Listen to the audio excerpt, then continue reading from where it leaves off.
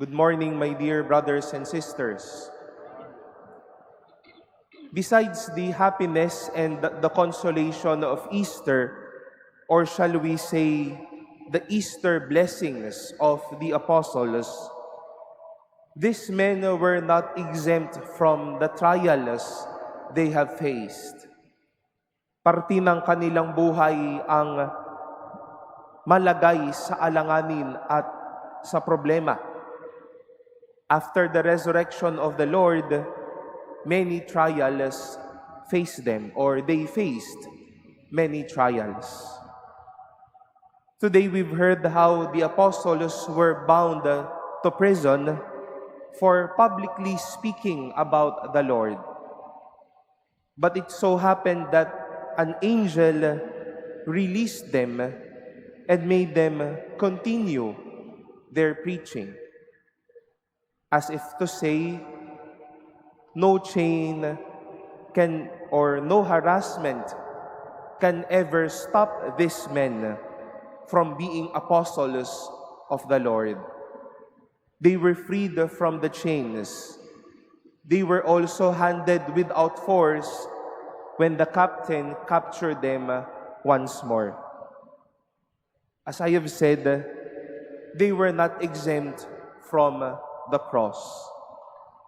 But what is the good news here is that as they believed, as they preached, Jesus was as if fulfilling His words to them.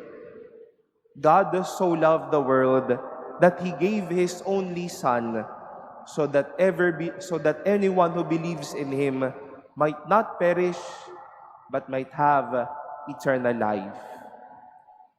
Sa pananalig natin sa Diyos, hindi lang tayo minamahal ng Diyos, kundi inilalayo niya tayo sa anumang mga bagay na pwedeng magpahamak sa atin. Such is one thing that we might not really feel or experience every day.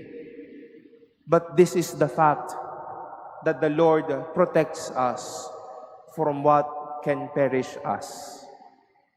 Marahil inilalayo niya tayo sa masasamang pagkakaibigan, sa masamang bisyo, sa masamang cycle ng buhay, sa masamang pagkatao, sa masamang ugali po natin, dahil mahal niya tayo at inilalayo niya tayo sa anumang magpapahamak sa atin.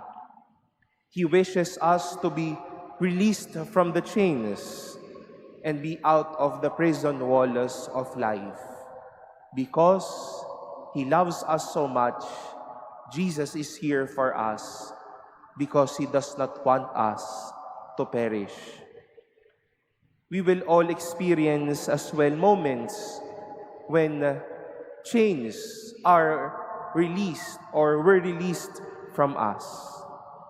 At kapag inaalis ang mga nagpapahamak na mga bagay na ito, isa lang po ang dahilan, ayaw tayong mapahamak ng Diyos.